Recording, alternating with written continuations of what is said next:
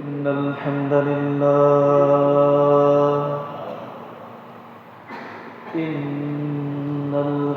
لله نحمده ونستعينه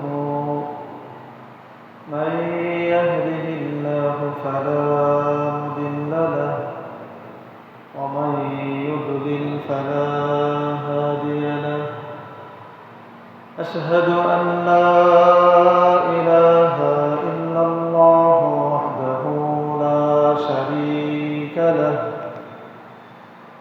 وأشهد أن محمدًا عبده ورسوله أما بعد فإن خير الحديث كتاب الله وخير الهدي هدي محمد صلى الله عليه وسلم وشر الأمور محدثاتها وكل بدعة ضلالة وكل ضلالة في النار মহান আল্লাহ সুবহানাহু ওয়া তাআলার দরবারে শুকরিয়া আদায় করছি।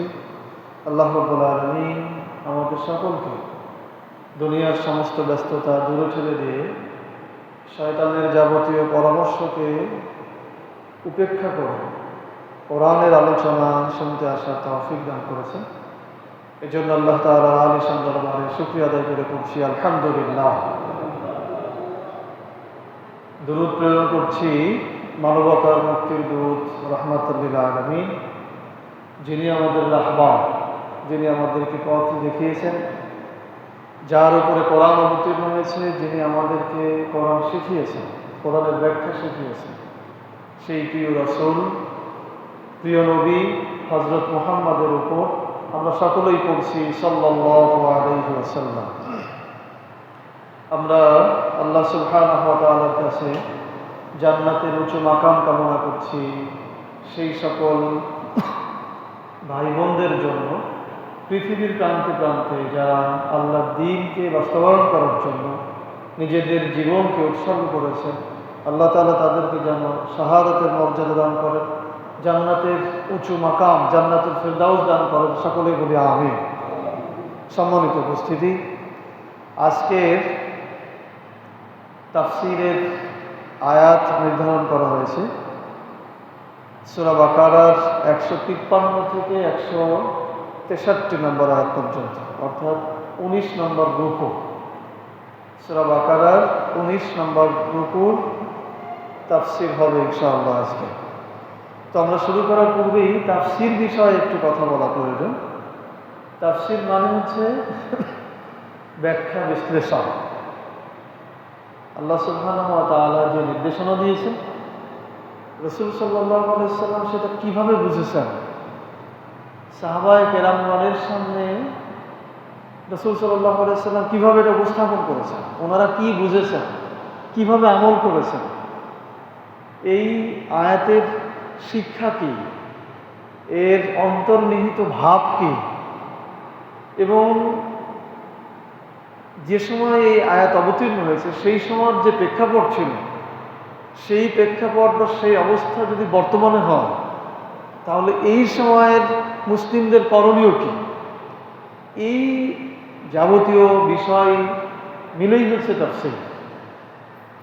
হুকুম কি, আয়াতের হুকুম কি, বিধান কি, শিক্ষা কি, এর নাজিলের প্রেক্ষাপট কি, কোন প্রেক্ষাপটে এটা অবতীর্ণ হয়েছিল, কেন হয়েছে, এই বিষয়গুলোর বিস্তারিত আলোচনার নামই হচ্ছে তাফসীর। তো আমরা মূলত অল্প সময়ের মধ্যে চেষ্টা করি যে আল্লাহ সুবহানাহু ওয়া তাআলা যা বলেছেন সেটার ভাব অনুবাদ বা তার থেকে আমরা কি শিক্ষা নিতে পারি। তো আজকে আমরা সূরা বাকারার 19 নম্বর রুকু অর্থাৎ 153 নম্বর আয়াত থেকে 163 নম্বর আয়াত পর্যন্ত আলোচনা করব। এখান থেকে আমরা কিছুটা শিক্ষা গ্রহণ করার চেষ্টা করব। আল্লাহ তাআলা আমাদেরকে তৌফিক দান করুন, আমিন। আউযু বিল্লাহি মিনাশ শাইতানির রাজীম। বিসমিল্লাহির রহমানির রহিম। يا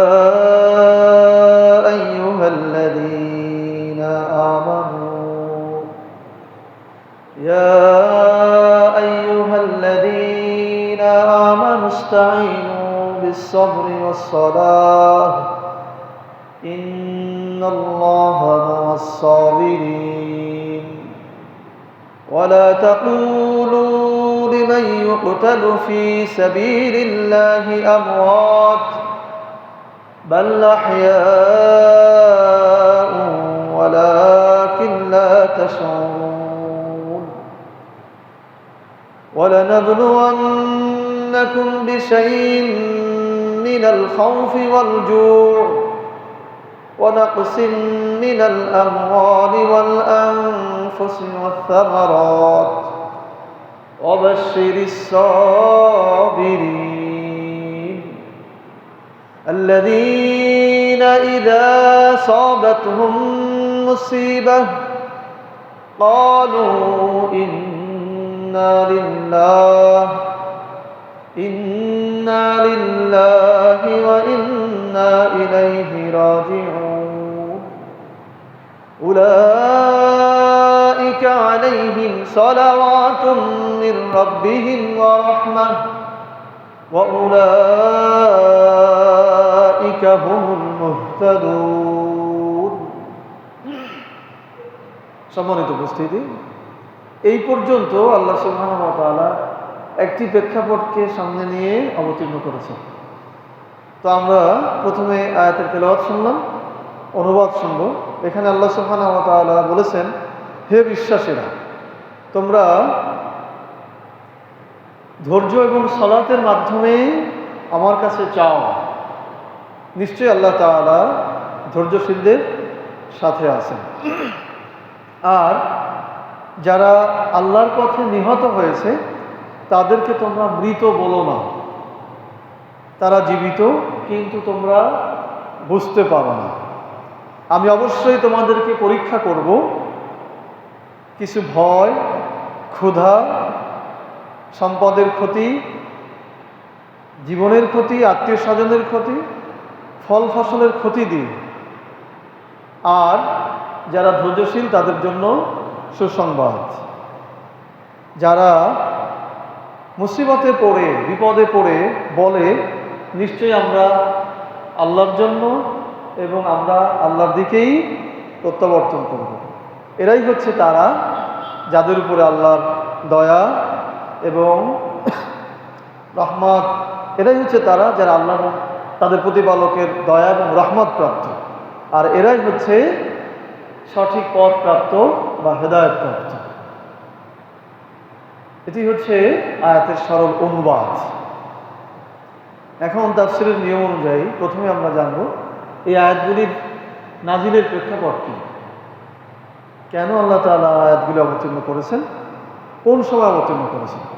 এই আয়াতগুলি অবতীর্ণ হয়েছিল বদরের যুদ্ধের পরবর্তী সময়। ইসলামের প্রথম যে যুদ্ধ, বদর যুদ্ধ, এই যুদ্ধে 14 জন সাহাবী যখন শাহাদাত বরণ করেছিলেন, ইসলামকে বিজয়ের জন্য কাফিরদের সাথে যে যুদ্ধ হয়েছিল, সেখানে 14 জন সাহাবী শাহাদাত বরণ করার পর যারা মুনাফিক ছিল,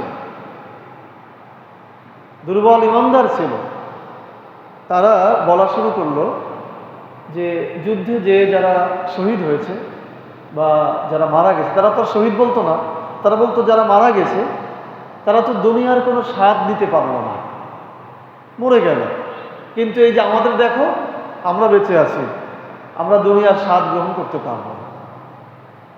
তারা অন্যদেরকে নিরুৎসাহিত করা শুরু করলো যে তোমরা মুহাম্মদ সাল্লাল্লাহু আলাইহি ওয়াসাল্লামের সাথে যাবে না এবং এরকম যুদ্ধে অবতীর্ণ হবে না, তাহলে তোমরা মৃত্যুবরণ করবে, দুনিয়ার স্বাদ তোমাদের নষ্ট হয়ে যাবে। এভাবে যখন মুনাফিকরা কটূক্তি শুরু করলো, মানুষ অন্য ইমানদারদেরকে যখন নিরুৎসাহিত করা শুরু করলো, তখন আল্লাহ সুবহানাহু ওয়া তাআলা এই আয়াতগুলি অবতীর্ণ করলেন। যে আয়াত আল্লাহ বলছেন, ইয়া আইয়ুহাল্লাযীনা আমানু, হে বিশ্বাসীরা। ইয়া মানে হে, আইয়ুহা সম্বোধন করার জন্য বলা হয়। আল্লাযীনা যারা তোমরা, আমানু ঈমান এনেছো, যারা তোমরা বিশ্বাস করেছো, আমি আল্লাহকে বিশ্বাস করেছো, আমি এক এটা বিশ্বাস করেছো, পরকালকে বিশ্বাস করেছো, হাসরের মাঠে তোমাদের হিসাব নেওয়া হবে এটা বিশ্বাস করেছো, জান্নাত এবং জাহান্নাম আছে এটা বিশ্বাস করেছো, এরকম ইমানদার তোমরা যারা, ইস্তাঈনু, তোমরা আমার কাছে চাও, দুনিয়া এবং আখিরাতের কল্যাণ চাও। ইস্তাঈনু কিভাবে চাও?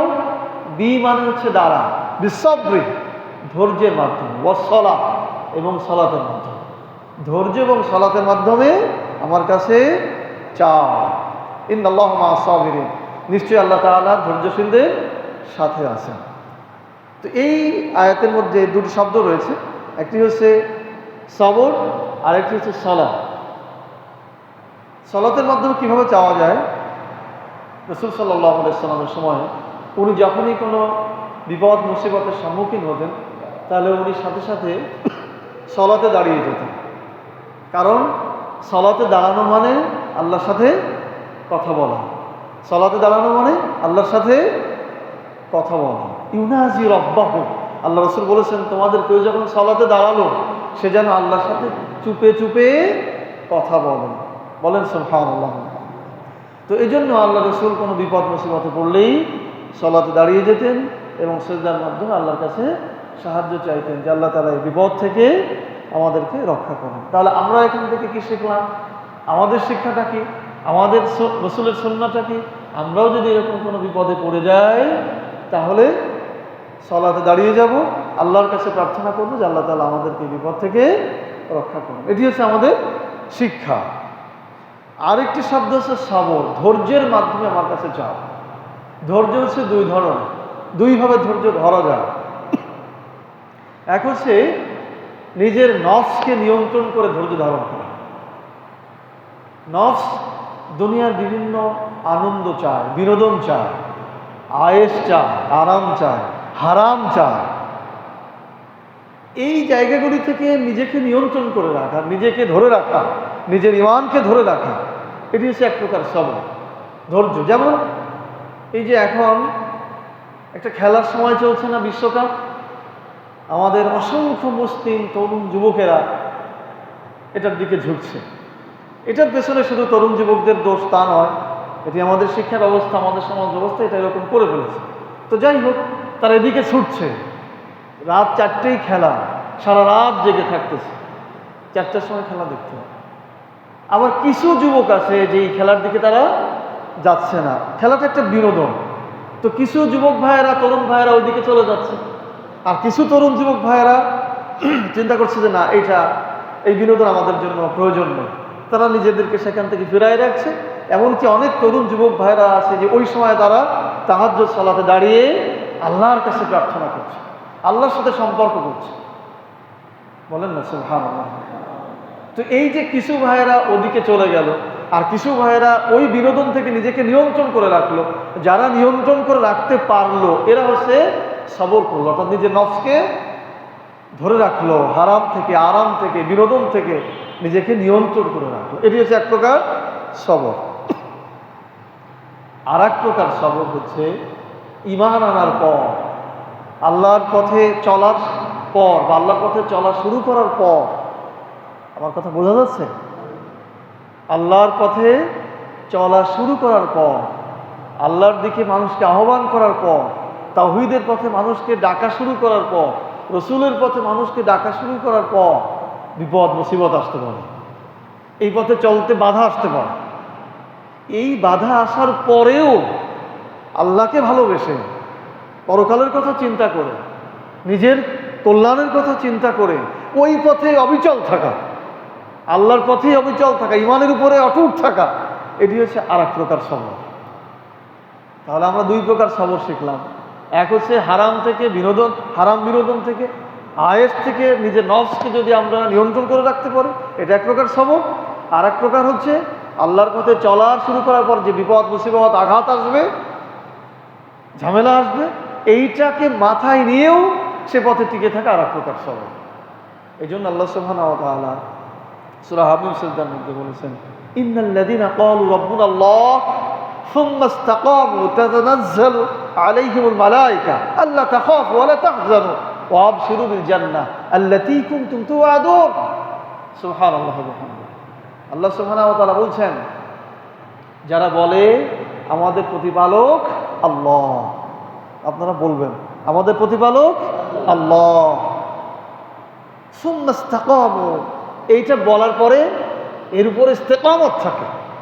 আমাদের প্রতিপালক আল্লাহ, এই কথার মধ্যে অনেক ব্যাখ্যা আছে, অনেক তাফসীর আছে। আমাদের সৃষ্টিকর্তা আল্লাহ, আমাদের হায়াত মউদ্দাতা আল্লাহ, আমাদের আইনদাতা আল্লাহ, বিধানদাতা আল্লাহ। এইটা এই রবের মধ্যে সব কিছু আছে। এই কথা বললে ধাক্কা আসবে, এই কথা বললে কি হবে? ধাক্কা আসবে, টিকে থাকা কঠিন হবে। এই জন্য ইস্তেকামত, ইস্তেকামত মানে কি? দৃঢ় থাকা। আল্লাহ বুঝাতে চেয়েছেন এইগুলো বলা করার পরে তোমার পেছন থেকে, সামনে থেকে, চতুর্দিক থেকে ধাক্কা আসবে। এইটার পরেও যদি তুমি ইস্তেকামত থাকতে পারো, ওই বিশ্বাসের উপরে সুপ্রতিষ্ঠিত থাকতে পারো, তাহলে হাসরের মাঠে ফেরেশতারা তোমার কাছে এসে বলবে, বা তোমাদের মতো যারা তাদের কাছে এসে বলবে, লা তাখাফ, আল্লাহ তাখাফু, তোমাদের কোনো ভয় নেই, ওয়ালা তাহজানু, আজকের দিনে তোমাদের কোনো চিন্তাও নেই, আল্লাতী কুনতুম তুআদুন, তোমরা আনন্দিত হও, নাহনু আউলিয়াউকুম ফিল হায়াতিদ দুনিয়া, দুনিয়াতে আমরা তোমাদের সাথে ছিলাম, আজকেও আমরা তোমাদের সাথে থাকবো, তোমাদের কোনো ভয়ও নেই, তোমাদের কোনো চিন্তাও নেই, বরং তোমরা আজকে আনন্দিত হও। বলেন না সুবহানাল্লাহ। তাহলে এই ধৈর্যশীল তারাই যারা আল্লাহকে রব হিসাবে বলার পর, ঈমান আনার পর, এই পথে চলার পরে, বিপদের পরেও এখানে সুপ্রতিষ্ঠিত থাকবে। আর এই লোকদের সাথে আল্লাহ সুবহানাহু ওয়া তাআলা আছেন। আল্লাহ বলেছেন, ইন্নাল্লাহা মাআস সাবিরিন, নিশ্চয়ই আল্লাহ তাআলা ধৈর্যশীলদের সাথে আছেন। এই আয়াতগুলির মধ্যে এই কথাগুলি কেন আসলো? এই আয়াতগুলি অবতীর্ণ হয়েছিল সেই ইসলামের প্রাথমিক সময়, বদরের যুদ্ধের সময়। তখন এই কথাগুলিরই প্রয়োজন ছিল। তখন কিন্তু এটা না টাকা পয়সা হারাই গেছে তার জন্য ধৈর্য ধারণ করো, তা না। তখন যারাই ঈমান এনেছে তারাই বিপদের মধ্যে পড়েছে। এই জন্য ঈমান আনার ক্ষেত্রে যে বিপদ, সেটাই আল্লাহ তাআলা বোঝাতে চেয়েছেন। পরবর্তী আয়াতে আল্লাহ বলছেন, ওই যে যেহেতু যারা বদরের যুদ্ধে শাহাদাত বরণ করলো, মুনাফিকরা তাদেরকে নিয়ে কটূক্তি করলো, আল্লাহ সুবহানাহু ওয়া তাআলা ওই মুনাফিকদের বা দুর্বল ঈমানদারদের কথার জবাবে বা কটূক্তির জবাবে যারা শহীদ হয়েছে বা যারা শাহাদাত বরণ করেছে তাদের পক্ষ নিয়ে আল্লাহ তাআলা বলছেন, ওয়ালা তাকুলু লিমান ইউকতালু ফি সাবিলিল্লাহি আমওয়াত, ওয়ালা তাকুলু, আর তোমরা বলবে না, ফি সাবিলিল্লাহি আমওয়াত, ফি সাবিলিল্লাহ মানে আল্লাহর পথ, ফি সাবিলিল্লাহ মানে আল্লাহর পথ। আল্লাহর পথে যারা নিহত হয়েছে, আল্লাহর ইসলামকে রক্ষা করার জন্য বা ইসলামকে প্রচার প্রসার করার জন্য বা ইসলামের বিধানকে প্রতিষ্ঠিত করার জন্য যারা শাহাদাত বরণ করেছে, বদরের যুদ্ধে যারা শাহাদাত বরণ করেছিল, তাদের লক্ষ্য উদ্দেশ্য কী ছিল? ইসলামকে প্রতিষ্ঠিত করা, কোরআনকে প্রতিষ্ঠিত করা। তো যারা এখানে শাহাদাত বরণ করেছে তারা মরে গেছে, এই কথা বলো না। ওয়ালা তাকুলু, তোমরা কখনো তোমরা এটা বলো না, মা ইউকতাল ফি সাবিলিল্লাহ, আল্লাহর পথে যারা মরে, যারা আল্লাহর পথে নিহত হয়, নিহত এক জিনিস আর মরে যাওয়া আর এক জিনিস। বাংলা শব্দের মধ্যে পার্থক্য আছে। নিহত হওয়া এক জিনিস আর মরে যাওয়া আর এক জিনিস। নিহত হচ্ছে কেউ কাউকে হত্যা করে ফেললো, দুর্ঘটনায় বা নিহত হলো, এইটা হচ্ছে নিহত হওয়া। আর মরে যাওয়া এমনিতে বাড়িতে মারা গেল, বিছানায় মারা গেল, হঠাৎ মারা গেল, এটা হচ্ছে মরে যাওয়া। এই জন্য এইখানেও আরবিতে দুটো শব্দ, ইউকতাল, অর্থাৎ কেউ কতল হয়েছে, নিহত হয়েছে, যাকে হত্যা করা হয়েছে। আমওয়াত মানে মরে যাওয়া, তাহলে নিহত হওয়া আর মরে যাওয়া এক জিনিস নয়। তো আল্লাহ সুবহানাহু ওয়া তাআলা সেটাই বুঝাচ্ছেন, যারা আল্লাহর পথে নিহত হয় তারা মরে গেছে, এই কথা তোমরা বলবে না। বাল আহইয়াউন, বাল আহইয়া, আল্লাহ টেনে বলেছেন, বরং তারা জীবিত। লা তাশউরুন, তোমরা এটা বোঝো না। ওয়ালাকিন লা তাশউরুন, তোমরা এটা বোঝো না, তারা যে জীবিত এটা তোমরা বোঝো না। এই জীবিতের একটি উদাহরণ রয়েছে। রাসূল সাল্লাল্লাহু আলাইহি ওয়াসাল্লাম বলেছেন যে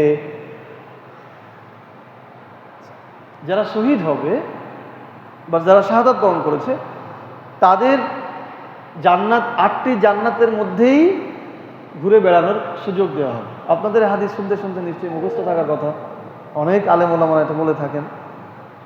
তো একটা সময় আল্লাহ সুবহানাহু ওয়া তাআলা শহীদদেরকে বলবেন, তোমরা আর কি চাও বা আরো কিছু আমার কাছে চাও।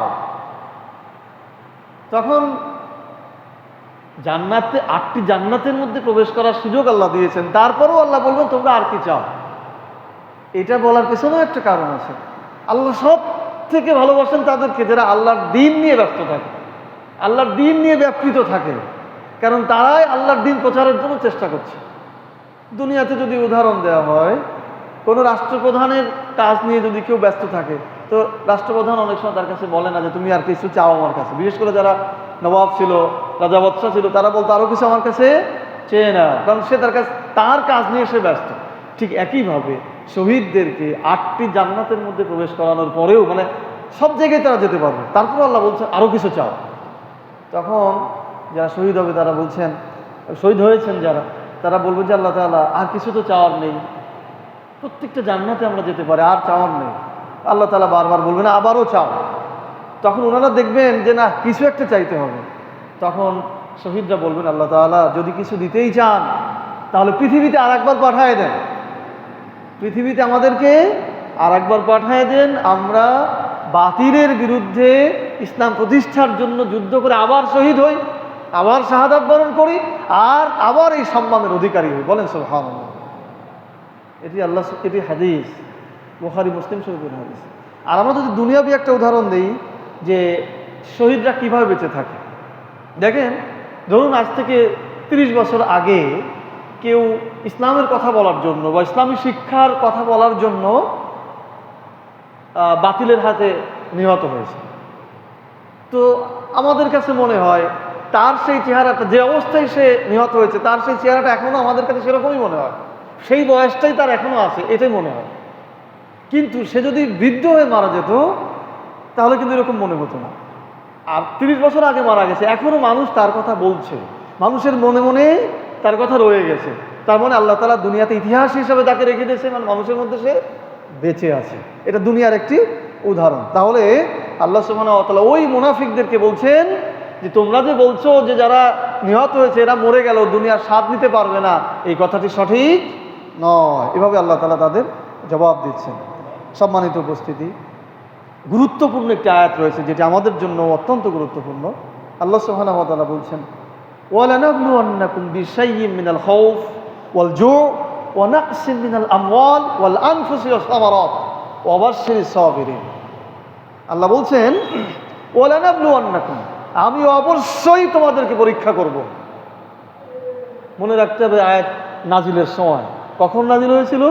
সেই ইসলামের প্রাথমিক পর্যায়ে বদরের যুদ্ধ কেবল হলো তখন যারা ইমানদার তাদেরকে উদ্দেশ্য করে আল্লাহ বলছেন ওয়ালানাবলুওয়ান্নাকুম, আমি অবশ্যই তোমাদেরকে পরীক্ষা করব। বিশাইয়্যিম মিনাল খাউফ, কিছু ভয় দিয়ে, সামান্য ভয় দিয়ে তোমাদেরকে পরীক্ষা করব। এই ভয়টা কেমন? কাদেরকে পরীক্ষা করা হবে? ওই যে প্রথমে বলেছেন না ইয়া আইয়ুহাল্লাযিনা আমানু, তার মানে যারা ঈমান এনেছে তাদেরকেই পরীক্ষা করা হবে। এই সব কথাগুলো কিন্তু ঈমানদারদের জন্য বা ঈমানদারদের পক্ষে বলা হচ্ছে। তো আল্লাহ বলছেন তোমরা যারা ঈমান এনেছো তোমাদেরকে অবশ্যই পরীক্ষা করা হবে। কি দিয়ে? ভয় দিয়ে। ভয়টা কেমন?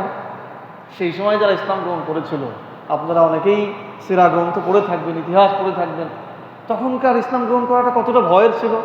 সুমাইয়া রাদিয়াল্লাহু তাআলা আনহু যখন ইসলাম গ্রহণ করেছিলেন, আম্মার রাদিয়াল্লাহু তাআলা আনহু, ইয়াসার রাদিয়াল্লাহু তাআলা আনহু যখন ইসলাম গ্রহণ করেছিলেন, মুসআব বিন উমাইর রাদিয়াল্লাহু তাআলা আনহু যখন ইসলাম গ্রহণ করেছিলেন, তখন কি প্রকাশ্যে ইসলাম গ্রহণ করার কথা বলার সুযোগ ছিল?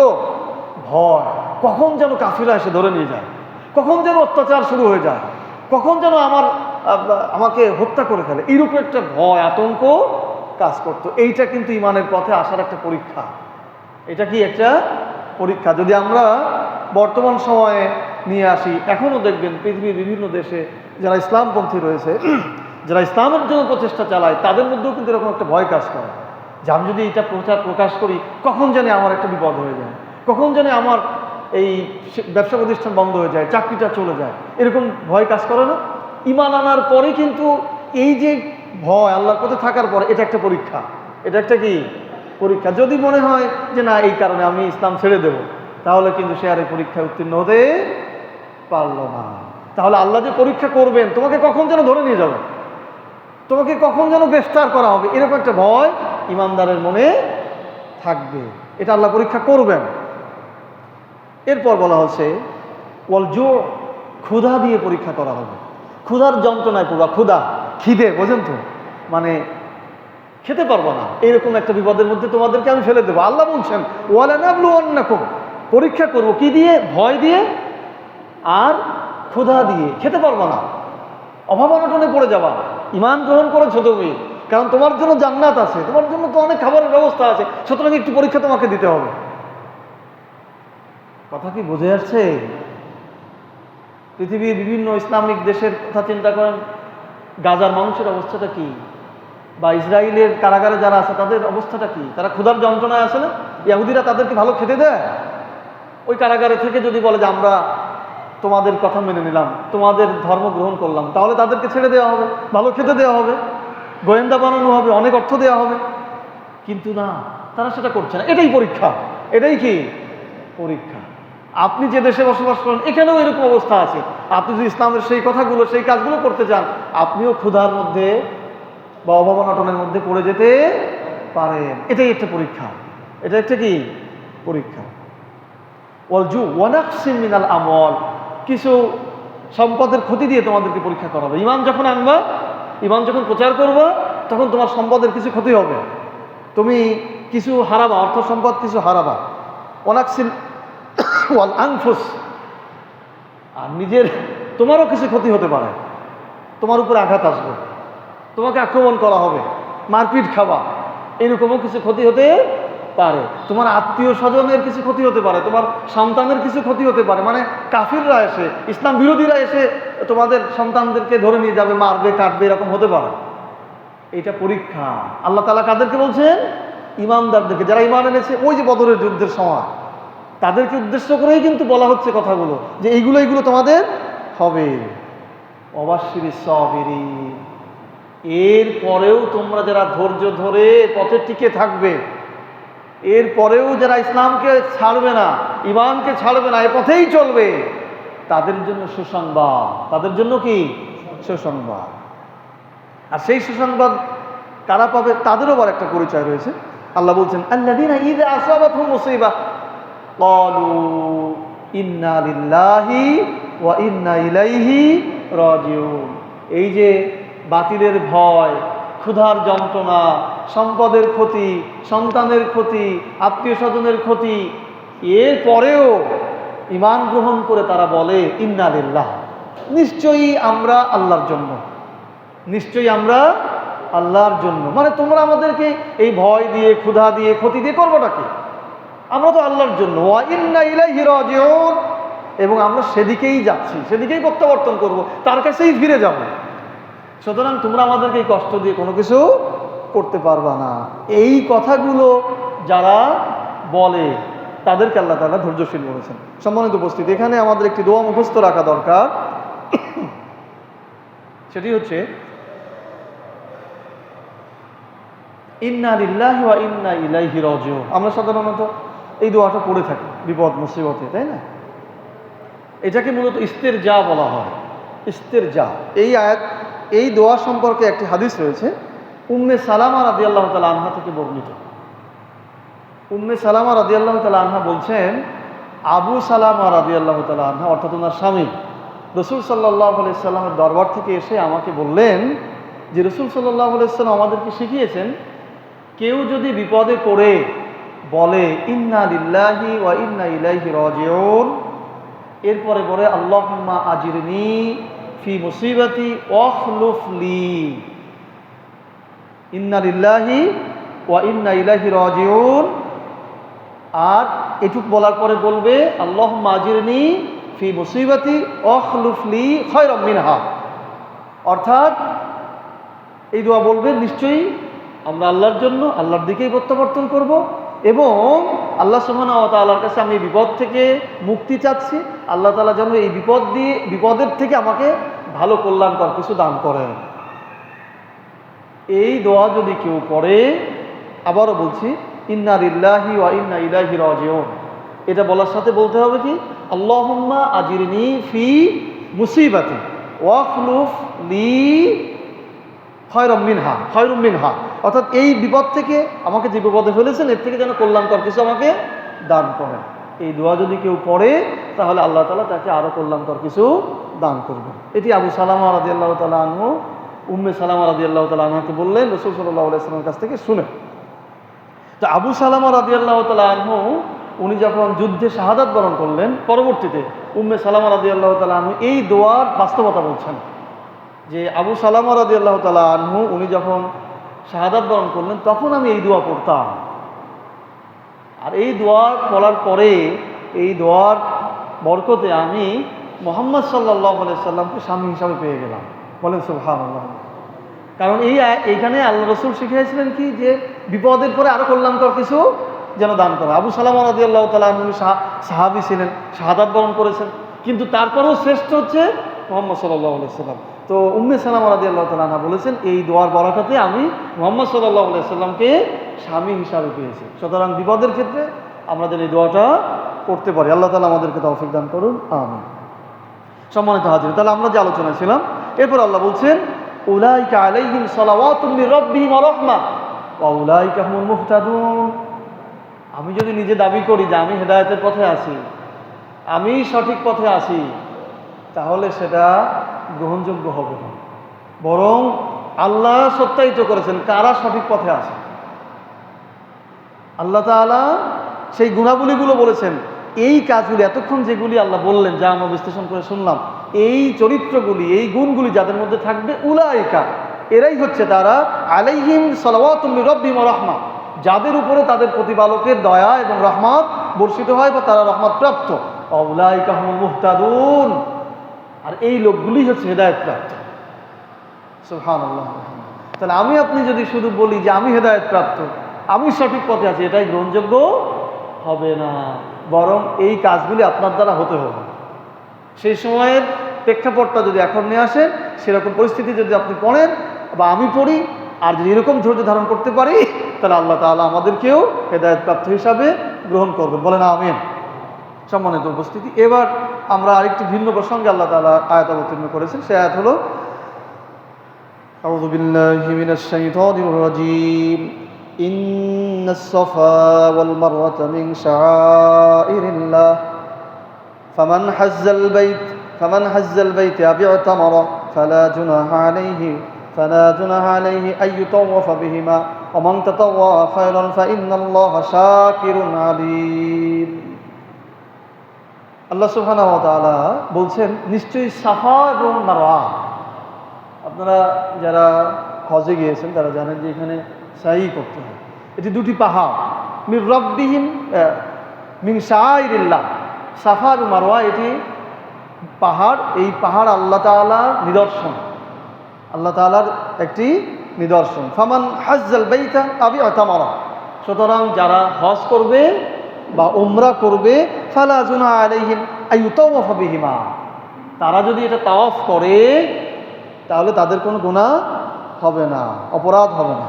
ওয়া মান তাতাওয়া খায়রান, যদি কেউ ইচ্ছাকৃতভাবে কল্যাণকর কাজ করে, যদি কেউ ইচ্ছাকৃতভাবে ভালো কাজ করে, ফাইন্নাল্লাহা শাকিরুন আলীম, তাহলে সে জেনে রাখুক আল্লাহ তাআলা কৃতজ্ঞতার মূল্য দান করেন। যদি কেউ কৃতজ্ঞ হয়, আল্লাহ তাআলা তাকে মূল্য দেন। এই আয়াতের একটি শানে নুজুল হলো এই, মুহাম্মদ সাল্লাল্লাহু আলাইহি ওয়াসাল্লামের আবির্ভাবের পূর্বে, ইসলাম প্রচারের পূর্বেও হজ ছিল। তখন জাহেলিয়াতের সময় ছিল, পৃথিবীর বিভিন্ন দেশ থেকে তখনও মানুষ হজে আসত। জাহেলিয়াত থাকার কারণে এই পাহাড় দুটির মধ্যে মূর্তি ছিল, এবং ওই সময় যারা হজ করতে আসতো তারা এই মূর্তির সামনে সিজদা করত। তো ইসলাম যখন প্রচার হলো, মুহাম্মদ সাল্লাল্লাহু আলাইহি ওয়াসাল্লাম যখন বললেন যে মূর্তি এটি শিরক, তখন সাহাবায়ে কেরামগণ এই পাহাড় দুটিকে তাওয়াফ করা বন্ধ করে দিলেন। এই জন্য এটা চিন্তা করে যে এইটা হচ্ছে জাহেলিয়াতের একটা রীতি, যেহেতু এখানে মূর্তি ছিল বা মূর্তি আছে, এটা তারা তৈরি করেছিল। এই জন্য তারা এই দুটি পাহাড়কে তাওয়াফ করা বন্ধ করে দিলেন। তখন আল্লাহ সুবহানাহু ওয়া তাআলা এই আয়াত অবতীর্ণ করলেন, ইন্নাস সাফা ওয়াল মারওয়া, এই যে দুটি পাহাড় এটি হচ্ছে মিন শাআইরিল্লাহ, এটি আল্লাহর নিদর্শন, সুতরাং তোমরা এটা তাওয়াফ করো, এটাতে তোমাদের কোনো অপরাধ হবে না। তখন থেকে আবার তাওয়াফ করা শুরু হলো। এটি হচ্ছে এই আয়াতের শানে নুজুল। আমরা জানি যে এই পাহাড় দুটির যে ঘটনা রয়েছে, হযরত ইসমাঈল আলাইহিস সালামের জন্ম যখন হয়েছিল, হাজেরা আলাইহিস সালাম তখন পানির জন্য ছোটাছুটি করেছিলেন। সেটাই মূলত কি আল্লাহ তাআলা নিদর্শন, শাআইরিল্লাহ, এটি আল্লাহ তাআলা ইতিহাস করে রেখেছেন যেন মানুষ এটা জানে। কত শত বছর, হাজার বছর আগে আজকে আমরা সেটা আলোচনা করছি। এই যে কোরআন যতদিন থাকবে, যেই তাফসির কারকরাই তাফসির করতে আসবে, এটা পরিবর্তন করার কোনো সুযোগ নেই। এটি হচ্ছে আল্লাহ তাআলার নিদর্শন। সম্মানিত উপস্থিতি, পরবর্তী আয়াতে আল্লাহ সুবহানাহু ওয়া তাআলা বলছেন, জামাত 8:45, পরবর্তী আয়াতে আল্লাহ সুবহানাহু ওয়া তাআলা বলছেন, এখানে আরেকটি আয়াতের বিশ্লেষণ করা দরকার, সেটি হলো অমান তাতাওয়া খায়রা, যদি কোনো ব্যক্তি ইচ্ছাকৃতভাবে ভালো কাজ করে, তাহলে আল্লাহ বলছেন শাকিরুন, যারা কৃতজ্ঞ হয় আমি তাদেরকে মূল্য দান করি। এই যে মনে করেন আপনারা এখানে বসছেন, এইটা আপনাদের জন্য, এটা একটা ইলমের দাস, জ্ঞান অর্জনের জায়গা, কিন্তু আপনি যদি এখান থেকে উঠে চলে যান তাহলে হয়তো সওয়াব নষ্ট হবে কিন্তু গুনাহ হবে না। এটা আপনার নফল একটা কাজ, তাই না? কিন্তু যদি আপনি বসে থাকেন তাহলে আল্লাহ তাআলা কল্যাণ দেবেন। এরকম অসংখ্য কাজ রয়েছে যেটি আপনার জন্য ফরজ নয় কিন্তু ভালো কাজ। সেই কাজটা যদি আপনি ইচ্ছাকৃতভাবে করেন, বেশি বেশি করে করেন, তাহলে আল্লাহ সুবহানাহু ওয়া তাআলা আপনাকে বেশি বেশি কল্যাণ দান করবেন। এই জন্য আমাদের উচিত ছোট্ট কোনো ভালো কাজও আমরা ছেড়ে দেব না। আপনাদের একটা আয়াত নিশ্চয়ই শুনতে শুনতে মুখস্থ হয়ে যাওয়ার কথা, ফামান ইয়ামাল মিসকালা যাররাতিন খায়রান ইয়ারা ওয়া মান ইয়ামাল মিসকালা যাররাতিন শাররান ইয়ারা। কেউ যদি ক্ষুদ্র একটি ভালো কাজ করে সেটাও প্রতিদান আল্লাহ তাআলা দিবেন, খারাপ কাজ করলে সেটার প্রতিদানও আল্লাহ সুবহানাহু ওয়া তাআলা দিবেন। এই জন্য আমরা চেষ্টা করব বেশি করে নফল ভালো কাজগুলি করার। আর আপনাদেরকে অনুরোধ করবো একটু দাওয়াতি কাজ করার। কি কাজ করা? দাওয়াতি কাজ। একজন ভাই আসুক, কজন? একজন ভাই আসুক, সে এসে যে এখানে যতটুকু জ্ঞান অর্জন করতে পারবে, যতটুকু তার সওয়াব হবে, আপনিও তার সমান পেয়ে যাবেন। আল্লাহ সুবহানাহু ওয়া তাআলা সূরা নিসার 85 নম্বর আয়াতে বলেছেন, মা ইয়াশফা শাফাতু হাসানা ইয়াকুন লাহু নাসিবুম মিনহা। যে ব্যক্তি কোনো ভালো কাজে সুপারিশ করলো, সুপারিশ পেয়ে যে আসলো তার যে সওয়াব হবে, যে সুপারিশ করলো তারও একই সওয়াব। এই জন্য আমাদের উচিত আমাদের দাওয়াতি কাজটা বেশি হওয়া। আপনাদের এখানে বেশ কয়েক মাসই তো বোধহয় চলতেছে আলহামদুলিল্লাহ। দীর্ঘদিন চালাতে হলে উপস্থিতি বাড়াতে হবে, কারণ পুরাতন লোক অনেক সময় কমে যেতে পারে, নতুন নতুন লোক ইনভলভ করতে না পারলে একটু জটিলতার সৃষ্টি হয়। এই জন্য আপনারা দাওয়াতি কাজ করবেন ইনশাআল্লাহ। আমি বেশি সময় নেব না, ছেড়ে দেবো, অধৈর্য হওয়ার কোনো কারণ নেই, আর অল্প কিছু আলোচনা আছে। সম্মানিত উপস্থিতি, এবার আল্লাহ সুবহানাহু ওয়া তাআলা বলছেন, আউযু বিল্লাহি মিনাশ শাইতানির রাজীম, বিসমিল্লাহির রাহমানির রহিম, ইন্নাল্লাযীনা ইয়াকতুমুনা মা আনজালনা মিনাল বায়্যিনাতি ওয়াল হুদা মিন বা'দি মা বায়্যানাহু লিন-নাসি ফিল কিতাব উলাইকা ইয়ালআনুহুমুল্লাহু ওয়া ইয়ালআনুহুমুল লাঈনুন। এই আয়াতের অর্থ হলো, নিশ্চয়ই যারা গোপন করে আমি যা অবতীর্ণ করেছি স্পষ্ট দলিল এবং হেদায়েত। অত্যন্ত গুরুত্বপূর্ণ কথা, আমরা সবাই মনে রাখবো। আল্লাহ বলছেন, নিশ্চয়ই আমি যা অবতীর্ণ করেছি স্পষ্ট দলিল, হেদায়েত এবং পরিপূর্ণভাবে বর্ণনা করার পরও, মানুষের জন্য পরিপূর্ণভাবে বর্ণনা করার পরও যারা এটাকে গোপন করে, ইয়াকতুমুন, যারা এটাকে গোপন করে রাখে, আল্লাহ সুবহানাহু ওয়া তাআলা বলছেন, উলাইকা ইয়ালআনুহুমুল্লাহ, তারা আল্লাহর লানত প্রাপ্ত, তারা আল্লাহর অভিশাপ প্রাপ্ত। ওয়া ইয়ালআনুহুমুল লাঈনুন, এবং যারা অভিশাপ প্রদান করে, অভিশাপ প্রদানকারীদেরও অভিশাপ প্রাপ্ত। আবারও শোনেন, আল্লাহ বলছেন, আমি কোরআনে, কিতাবে স্পষ্টভাবে যা অবতীর্ণ করেছি, দলিল, হেদায়েত, আয়াত মানুষকে জানানোর জন্য, এইটা যারা গোপন করে রাখে তারা আল্লাহর লানত প্রাপ্ত, অভিশাপ প্রাপ্ত, এবং অভিশাপকারীদেরও অভিশাপ প্রাপ্ত। কি বিরাট কথা! এই আয়াতের শানে নজুল, এই আয়াতের প্রেক্ষাপট হলো, এই আয়াতটা অবতীর্ণ হয়েছিল তৎকালীন সময়ে যারা আহলে কিতাব ছিল। আহলুল কিতাব বলতে মূলত ভাষাগত অর্থ হলো যারা কিতাবের জ্ঞান রাখে, যারা কিতাবের জ্ঞান রাখে। তৎকালীন সময়ে যে তাওরাত, জাব্বুর, ইনজিল, এইগুলো বিশেষ করে তাওরাতের প্রভাব ছিল। এই তাওরাতের জ্ঞান যারা রাখতো তাদেরকে মূলত আহলে কিতাব বলা হতো, বা ইহুদি খ্রিস্টানদেরকে আহলে কিতাব বলা হতো। এবং এখনও যারা কোরআন হাদিসের জ্ঞান রাখে, তাদেরকে ভাষাগত আবিধানগত দিক থেকে তাদেরকে আহলে কোরআন বা আহলুল হাদিস বলা হয়। যারা কোরআন কিতাবের জ্ঞান রাখে আহলে কোরআন, যদি এসব নামে বা বিভিন্ন দল আছে সেটা আবার অন্য বিতর্ক, কিন্তু মূলত অভিধানগত অর্থ হচ্ছে যারা কোরআন কিতাবের জ্ঞান রাখে তারা আহলে কোরআন, যারা হাদিসের জ্ঞান রাখে তারা আহলুল হাদিস।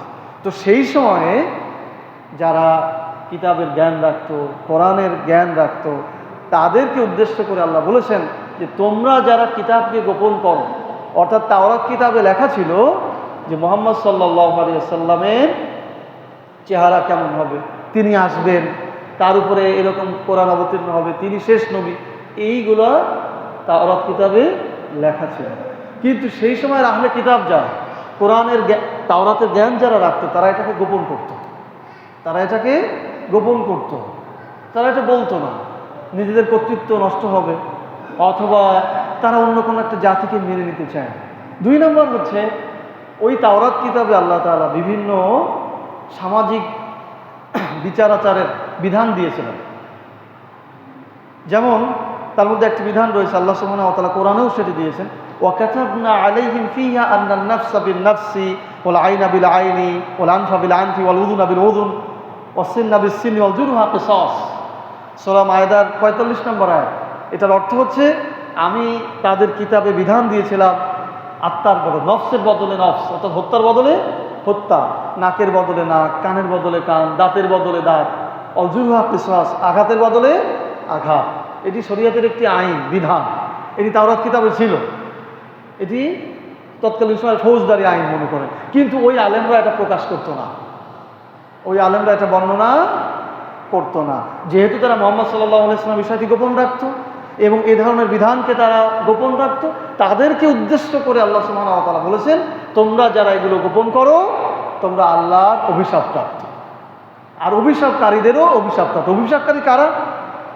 আল্লাহ সুবহানাহু ওয়া তাআলা রাসূল সাল্লাল্লাহু আলাইহি ওয়াসাল্লাম বলেছেন যারা আলেম, যারা দ্বীন প্রচার করে তাদের জন্য ফেরেশতা, পৃথিবীর সমস্ত বৃক্ষরাজি, এমনকি সমুদ্রের মৎস্যকুল পর্যন্ত তাদের জন্য প্রার্থনা করে, দোয়া করে, বলেন সুবহানাল্লাহ। ঠিক একইভাবে এই রকম যারা আছে, এই একই রকমভাবে এনারা যেমন প্রার্থনা করে আবার একই রকমভাবে এরাই আবার অভিশাপ করে। তাদের জন্য যারা আল্লাহর কিতাবকে গোপন করে রাখে, স্পষ্ট বিধানকে যারা গোপন করে রাখে। এখন সংক্ষিপ্তভাবে আমরা যদি বর্তমান সময় আসি, এই আয়াত তখন অবতীর্ণ হয়েছিল, তখন ইসলামের প্রাথমিক সময়ে, যখন ওই আলেম তৎকালীন সময় যারা আহলে কিতাব ছিল তাদের প্রচার করার কথা ছিল যে না, তোমরা যে মোহাম্মদকে গ্রহণ করছো না এটা সঠিক না, সে সত্য নবী, কিতাবে যেটা আছে তোমরা এটা গ্রহণ করো। ওরা কবে নওফল যেমন করেছিলেন, আপনারা ইতিহাস হয়তো জেনে থাকবেন। তারপর কিতাবে এই বিধান আছে তোমরা এটা করো, কিন্তু তারা সেটা প্রকাশ করেনি। যেমন সেই সময়ে কেউ যদি ব্যভিচার করতো আর ওই আলেমদের কাছে, তৎকালীন সময় আলেমদের কাছে যদি নিয়ে আসতো, তখন তারা কিতাব বের করতো ঠিকই, কিন্তু যেখানে জেনার শাস্তি ছিল তার উপরে হাত রেখে ওই আয়াতটা ঢেকে রেখে তারা অন্য বিধান দিয়ে দিত এবং তারা নিজেরা কিছু টাকা পয়সা নিত। এটা অপরাধ না? অথচ আল্লাহ তাআলা স্পষ্ট বর্ণনা করেছেন। এখন আমাদের দিকে আসা দরকার, আমাদের বর্তমান সময়ে, বর্তমান পৃথিবীতে বা আমাদের দেশে যারা আলেম রয়েছেন, যারা এই কিতাবের জ্ঞান রাখেন। আচ্ছা, আমার মনে হচ্ছে আপনাদের একটু কষ্ট হয়ে যাচ্ছে, কারণ আপনারাই তো সিদ্ধান্ত নিয়েছেন এখন খুব শেষ করবেন, তাই না? তো আমাদের আবার উস্তাদদের একটু আছে যে 45-50 মিনিটের বেশি, অনেক বেশি লেকচার দিলে আবার ওটা মাথার মধ্যে অনেক সময় থাকে না। এই জন্য আমরা একটু সঠিক সেট করার চেষ্টা করি আর কি। জি, আমরা চলে আসছি, প্রায় শেষ হয়ে যাবে। তাহলে যেখানে আমরা ছিলাম, সেই সময়ের আলেমরা যদি তাওরাত কিতাবকে গোপন রেখে, মুহাম্মদ সাল্লাল্লাহু আলাইহি ওয়াসাল্লামের পরিচয়কে গোপন রেখে অথবা বিধানকে গোপন রেখে যদি অভিশাপপ্রাপ্ত হয়, তাহলে এখনে যারা কোরআনের জ্ঞান রাখেন, হাদিসের জ্ঞান রাখেন, যারা ইসলামের আইনের জ্ঞান রাখেন, কোরআনে যে আইন বিষয় রয়েছে এই ব্যাপারে যারা জ্ঞান রাখেন, তারা যদি এটা প্রচার না করে, তারা যদি এটা গোপন করে, তারা যদি এটা প্রকাশ না করে, তাহলে তারাও তো এই আয়াতের অন্তর্ভুক্ত হতে পারেন। ঠিক না? ঠিক বলেন এবার একটু। আজকে আমরা যারা আলেম রয়েছে, আমাদের দায়িত্ব এই কোরআনে যা কিছু আছে সমস্ত কিছু বর্ণনা করে দেওয়া। তিবিয়ানান লিকুল্লি শাইইন, সমস্ত কিছু আল্লাহ তাআলা এর মধ্যে বর্ণনা করেছেন। কোরআনের মধ্যে যেমন আল্লাহ তাআলা সালাতের কথা বর্ণনা করেছেন, সালাত আদায় করতে হবে এটা বর্ণনা করেছেন, ঠিক একইভাবে আল্লাহ তাআলার যে আইন রয়েছে সেটাও মানতে হবে এটাও বর্ণনা করেছেন। কোরআনকে আল্লাহ তাআলা অবতীর্ণ করেছেন এই জন্য আল্লাহ তাআলা বলছেন, ইন্না আনজালনা ইলাইকাল কিতাব লিতাহকুমা বাইনান নাস বিমা আরাকাল্লাহ। আল্লাহ বলছেন, ইন্না আনজালনা ইলাইকাল কিতাব বিল হক, আমি তোমার উপরে এই কিতাব অবতীর্ণ করেছি সত্য সহকারে। কি সহকারে? সত্য সহকারে, কোনো ভুল নেই এর মধ্যে। কেন অবতীর্ণ করেছি? লি মানে জন্য, আরবিতে লি মানে কি? জন্য। কেন অবতীর্ণ করেছি? তাহকুম, হাকিম। হাকিম আছে না আমাদের জজ আদালতে, কি বলা হয় ওনাদের? হাকিম বলা হয় না, বিচারক। সেখান থেকে বলা হচ্ছে তুমি যেন বিচার করতে পারো বিমা আরাকাল্লাহ, আল্লাহ তোমাকে যেভাবে দেখিয়েছেন। এটি কোরআনের আয়াত। তাহলে কোরআন আল্লাহ কেন দিয়েছেন? আরো অন্য আয়াতে আছে, আল্লাহ বলেছেন, ইন্না আনজালনা ইলাইকাল কিতাব লিতুখরিজান নাস মিনাজ যুলুমাতি ইলান নূর, আমি কোরআন অবতীর্ণ করেছি এই জন্য মানুষকে যেন তুমি অন্ধকার থেকে আলোর দিকে নিয়ে আসতে পারো। ঠিক আছে, এই আয়াত ভালোই মোটামুটি প্রচার আছে, কিন্তু এই আয়াতের প্রচারটা কম। ইন্না আনজালনা ইলাইকাল কিতাব বিল হক লিতাহকুমা বাইনান নাস বিমা আরাকাল্লাহ, আমি কোরআন অবতীর্ণ করেছি এই জন্য যেন এটা দিয়ে তুমি বিচার ফয়সালা করতে পারো যেভাবে আমি তোমাকে দেখিয়েছি। আল্লাহ তাআলা দেখিয়েছেন, সেটা কোথায় আছে? সেটাই তো কোরআনের মধ্যে আছে। সূরা মায়েদা পড়েন, অসংখ্য আইন পেয়ে যাবেন। সূরা আহজাব পড়েন, অসংখ্য আইন পাবেন। সূরা হুজরাত পড়েন, অসংখ্য সামাজিক বিধিবিধান পেয়ে যাবেন। এগুলো যে আল্লাহ তাআলা দেখিয়েছেন, কিন্তু আমরা কি সেগুলো না সেইভাবে প্রচার করছি, না সেটা বাস্তবায়নের চেষ্টা করছি? আজকে আমরা যারা আলেম ওলামা রয়েছি, আমাদের দায়িত্ব ছিল, আমরা যদি একটা দিন কোথাও কথা বলার সুযোগ পাই, আমাদের দায়িত্ব যেটা, একটা দিন যদি কোথাও কথা বলার সুযোগ পায়, সেখানেই উচিত যে বিষয়টা নিয়ে কম আলোচনা হয় সেটা তুলে ধরা। আজকে আপনি বিবেচনা করে দেখেন, আমাদের দেশে এই ইসলামের আইন, কোরআনের আইন, এই বিষয়গুলো নিয়ে মসজিদের মিম্বরে আলোচনাটা খুব কম। ঠিক না ঠিক বলেন? আমি খুব বেশি বাড়াইতে তো বলছি না, তাহলে আমাকে সতর্ক করবেন। ম্যাক্সিমাম মিম্বর থেকে কোরআনের আলোচনা এভাবে হয় না, অথচ উচিত ছিল আলোচনার বিষয়টা হবে এরকম, কোরআনের আইন বিশ্লেষণ। সেক্ষেত্রে কোরআনে যতগুলো আইন আছে সেই আইনগুলো তুলে ধরতে হবে, তাহলে মুসলিমরা বুঝবে, আগামীর প্রজন্ম, আগামী তরুণরা বুঝবে যে না, কোরআন শুধু খতম করতে হয় তা না, কোরআন শুধু মিলাদ করতে হয় তা না, এটা বিচারকের টেবিলেও রাখতে হয়, এটা সংসদের ওই জায়গাতেও রাখতে হয়, এটা তারা বুঝবে। কিন্তু আমরা যদি শুধু বলি যে কোরআন পড়লে সওয়াব হয়, কোরআন পড়লে সওয়াব হয়, তাহলে আমাদের আগামী প্রজন্ম তো শুধু এটাই বুঝবে। হ্যাঁ, সওয়াব তো নিশ্চয়ই হয়, কিন্তু সব কিছুই তো বলা প্রয়োজন ছিল। এবং আল্লাহ সুবহানাহু ওয়া তাআলা স্পষ্ট বলেছেন, এই আয়াত আপনাদের হয়তো শুনতে শুনতে মুখস্থ হয়ে গেছে, ওমান লাম ইয়াহকুম বিমা আনজালাল্লাহ ফাউলাইকা হুমুল কাফিরুন ফাউলাইকা হুমুল যালিমুন ফাউলাইকা হুমুল ফাসিকুন। যারা আল্লাহর দেওয়া দেখানো বিধান অনুযায়ী যারা বিচার ফয়সালা করে না, তারা কাফের, তারা জালেম, তারা ফাসিক। এই কথা তো আমাদেরকে প্রচার করতে হবে, আইনগুলো আমাদেরকে প্রচার করতে হবে, তাহলেই না মানুষ সচেতন হবে। এটি বর্তমান আলেমদের দায়িত্ব। এজন্য আমি তো অনেক ছোট মানুষ, আমাদের যারা আলেম রয়েছেন তাদেরকে অনুরোধ করবো, আসুন আমরা প্রত্যেক মসজিদে মসজিদে, এটি কোরআনের আলোচনা, এটি কোনো রাজনৈতিক আলোচনা নয়। কোরআন এটা আছে, দলিল দেন, আয়াত দেন, আয়াত নম্বর বলেন, যেটা পড়ে দেখেন আপনি, প্রয়োজনে আপনার ওই খুতবার শীট কম্পোজ করে দিয়ে দেন যে দেখেন এখানে আল্লাহ এটা বলেছেন। মানুষ কেন বুঝবে না? মুসলিমদের ভেতরে ইমান আছে, কেন তার ইমানকে জাগ্রত সে করবে না? আমাদের উপস্থাপনের অভাব। আমি অনুরোধ করবো যে আমরা যেন এই কাতারে না যাই, আল্লাহ যেন আমাদেরকে অভিশাপ না দেন। আল্লাহ সুবহানাহু ওয়া তাআলা আমাদেরকে সেরকম আলেম হওয়ার তৌফিক দান করুন, বলেন আমিন। পরের আয়াতে আল্লাহ বলছেন, ইল্লাল্লাযীনা তাবু ওয়া আসলাহু ওয়া বায়্যানু ফাউলাইকা আতুবু আলাইহিম ওয়া আনা আত-তাওয়াবুর রহিম। ইল্লাল্লাযীনা তাবু, তবে যারা তওবা করেছে, তবে যারা তওবা করেছে, ওয়াসলাহু, এবং নিজেকে সংশোধন করে নিয়েছে, ওবাইয়ানু, এবং বর্ণনা করা শুরু করেছে। কি কথা বলেছে? একটু আগে আমি যা বলতেছিলাম সে কথা আমি একটু আগে বলে ফেলেছি। আল্লাহ বলছেন ইল্লাল্লাযীনা তাবু, তবে তারা নয়, এই ভুলগুলো যারা করেছে, গোপন করেছে, বলেনি, কিন্তু এখন তাওবা করছে, ওয়াসলাহু, এবং নিজেকে সংশোধন করেছে। না, আমার তো ভুল হয়ে গেছে, আমি তো এতদিন কোরআনের আইনের কথা বলিনি, কোরআনের বিধানকে গোপন করেছিলাম, তাওরাতের বিধানকে গোপন করেছিলাম, এটা তো উচিত না, আমার তো প্রকাশ করা দরকার। এরকম যখন নিজেকে সংশোধন করবে এবং সংশোধন করেই বসে থাকবে না, ও বাইয়ানু, বর্ণনা করা শুরু করে দেবে। না আমি এতদিন বলিনি, এখন থেকে বলবো। এইরকম বর্ণনা করা যারা শুরু করবে, ফাউলাইকা আতুবু আলাইহিম, এরাই তারা যাদের তাওবা আমি গ্রহণ করি। বলে সুবহানাল্লাহ, যাদের তাওবা আমি গ্রহণ করি। এটা শুধু আলেমদের বলছি তা না, আমরাও যারা জানি আমাদেরও একে অন্যের কাছে প্রচার করা দরকার। ওয়ানা তাওয়াবুর রহিম, এবং আমি তাওবা গ্রহণকারী, দয়ালু। তাহলে আমরা যারা গোপন অবস্থায় এগুলি বিধান গোপন অবস্থায় রয়েছে বা গোপন করে আছে, আমাদের যদি এখন সংশোধন হতে হয়, আল্লাহর কাছে ক্ষমা পাইতে হয়, তাওবা করতে হবে, সংশোধিত হতে হবে এবং এগুলি বর্ণনা করা শুরু করতে হবে।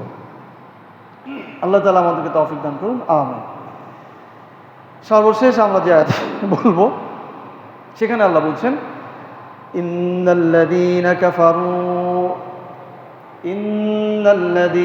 কাফারু ওয়া মাতু ওয়া হুম কুফফার উলাইকা আলাইহিম লা'নাতুল্লাহ ওয়াল মালাইকাতি ওয়ান নাসি আজমাঈন খালিদিনা ফিহা লা ইউখাফফাফু আনহুমুল আযাব ওয়া লা হুম ইউনযারুন। আল্লাহ বলছেন, ইন্নাল্লাযীনা কাফারু, নিশ্চয়ই যারা কুফরি করেছে, কাফের হয়েছে, ওয়া মাতু ওয়া হুম কুফফার, এবং যখন মৃত্যুবরণ করেছিল তখনও সে কাফের অবস্থায় ছিল, উলাইকা আলাইহিম লা'নাতুল্লাহ ওয়াল মালাইকা, তাদের উপরে আল্লাহর অভিশাপ, ফেরেশতাদের অভিশাপ, ওয়ান নাসি আজমাঈন, এবং সকল মানুষের অভিশাপ। খালিদিনা ফিহা লা ইউখাফফাফু আনহুল আযাব, তাদের কোনো শাস্তি কমানো হবে না, ওয়ালা হুম ইউনযারুন, আর তাদের প্রতি কোনো দৃষ্টিও দেওয়া হবে না, কোনো অবকাশ তাদেরকে দেওয়া হবে না। মানে তাদের উপরে যে শাস্তি শুরু হবে, এটা কোনো ছাড় দেওয়া হবে না। আল্লাহ তাআলা আমাদেরকে এরকম অবস্থা থেকে হেফাজত করুন, বলে না আমিন। সর্বশেষ আয়াত আল্লাহ বলছেন উপসংহার, এত কিছু বলে ওই সেই বদর থেকে আলোচনা শুরু হয়েছিল, উপসংহারে আল্লাহ বলছেন, ওয়া ইলাহুকুম ইলাহু ওয়াহিদ লা ইলাহা ইল্লা হুয়ার রহমানুর রহিম। আল্লাহ বলছেন, ওয়া ইলাহুকুম ইলাহু ওয়াহিদ, তোমাদের ইলাহ হচ্ছে একজন, তোমাদের ইলাহ একজন, লা ইলাহা ইল্লা, তিনি ছাড়া আর কোনো ইলাহ নেই, হুয়ার রহমান, তিনি হচ্ছেন দয়ালু, পরম, আর রহিম, পরম করুণাময়। আল্লাহ বলছেন তোমাদের ইলাহ, তোমাদের উপাস্য, তোমাদের ইবাদত গ্রহণ করার মতো একজন, তিনি কে? আল্লাহ সুবহানাহু ওয়া তাআলা। তিনি কে? আল্লাহ সুবহানাহু ওয়া তাআলা। তার পরিচয় হচ্ছে হুয়ার রহমান, তিনি দয়ালু, আর রহিম, পরম করুণাময়।